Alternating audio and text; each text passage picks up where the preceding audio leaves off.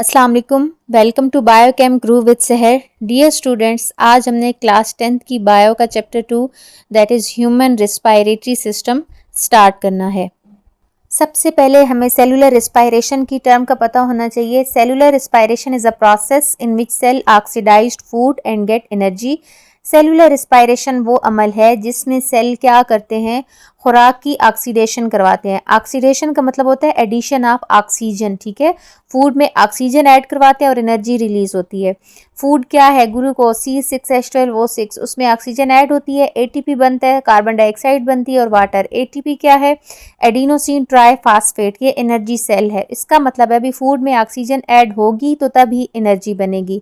अब इसके main points क्या हैं। For this purpose organisms need to carry oxygen to their cells to remove carbon dioxide from the cell. इसके लिए ज़रूरी है कि ऑक्सीजन सेल के अंदर जाए, ठीक है, ताकि वो खुराक के अंदर शामिल हो जाए। और जो कार्बन डाइऑक्साइड बनती है इस प्रोसेस में, उसको बॉडी से रिमूव करना ज़रूरी है। वो हमारे जिस्म के लिए इंपॉर्टेंट नहीं है, टॉक्सिक है।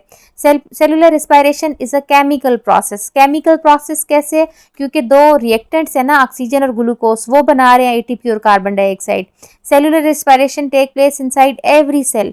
हर सेल के अंदर सेलुलर रिस्पायरेशन होती है, क्योंकि तमाम ऑर्गेनिज्म सेल से बने होते हैं। सेल मिलकर टिश्यू बनाते हैं, टिश्यू मिलकर आर्गन बनाते हैं और आर्गन सिस्टम और पूरा इंडिविजुअल बनता है, ठीक है।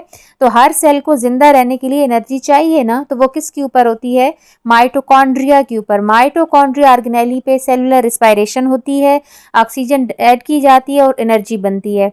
Next topic is gaseous exchange is the process in which oxygen present in the inhaled air move into the blood and carbon dioxide from the blood moves into the air to be exhaled. इसमें क्या होता है कि oxygen को blood में शामिल किया जाता है। क्यों? क्योंकि वो सेल तक पहुंचे और ऑक्सीडेशन हो सके फूड की। लेकिन जो कार्बन डाइऑक्साइड बनती है उसको बॉडी से बाहर रिमूव किया जाता है। Gaseous exchange animal do breathing. Gaseous exchange के लिए एनिमल ब्रीदिंग करते हैं, गैसेस का तबादला करते हैं। और गैसियस एक्सचेंज रिस्पायरेशन में भी हेल्प करती है, क्योंकि ऑक्सीजन जिस्म में आएगी तो रिस्पायरेशन होगी, कार्बन डाइऑक्साइड तभी रिमूव होगी जब एक्सहेल होगा, ठीक है। इसके साथ साइड बॉक्स में है कि कौन से प्रोडक्ट है एरोबिक रिस्पायरेशन के, तो एटीपी और कार्बन डाइऑक्साइड है।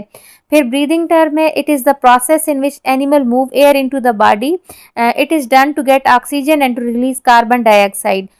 ब्रीदिंग का प्रोसेस इसलिए होता है ताकि हवा में से ऑक्सीजन को लिया जाए, क्योंकि वो रिस्पायरेशन में इन्वॉल्व होती है, वो ज़रूरी है उसमें। और कार्बन डाइऑक्साइड जो बनती है उसको जिस्म से रिमूव होना ज़रूरी है। Breathing is a physical process while cellular respiration is a chemical process. Physical process किस सेंस में है कि इसमें लंग्स, इसमें डायफ्राम, इसमें रिब्स, तमाम चीज़ें मैकेनिकल इन्वॉल्व होती हैं, हरकत में आती हैं, मूवमेंट करती हैं, तब ब्रीदिंग होती है। लेकिन सेलुलर रिस्पायरेशन एक केमिकल रिएक्शन है, उसमें रिएक्टेंट रिएक्ट करके प्रोडक्ट बनाते हैं, ठीक है।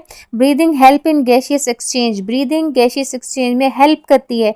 ब्रीदिंग की वजह से ही तो गैसेस का तबादला होता है। इनहेलेशन और एक्सहेलेशन होती है तो ऑक्सीजन ऐड होती है बॉडी में और कार्बन डाइऑक्साइड बॉडी से रिमूव होती है।